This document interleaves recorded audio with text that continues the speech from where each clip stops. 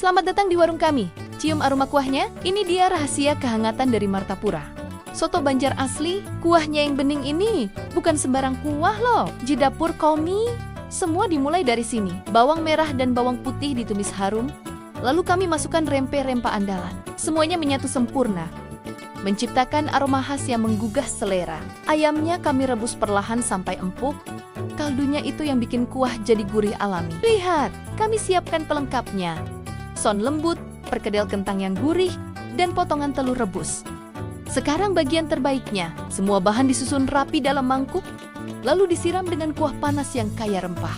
Terakhir, taburan daun bawang, seledri, bawang goreng renyah, dan perasan jeruk nipis untuk sentuhan segar. Satu suapan, dan kamu akan merasakan gurihnya kaldu berpadu dengan kehangatan rempah yang seimbang. Ini bukan sekadar makanan, ini adalah cerita rasa dari Banjar. Jadi, kalau mampir ke Martapura, jangan lupa cicipi ya, atau coba resep ini di rumah.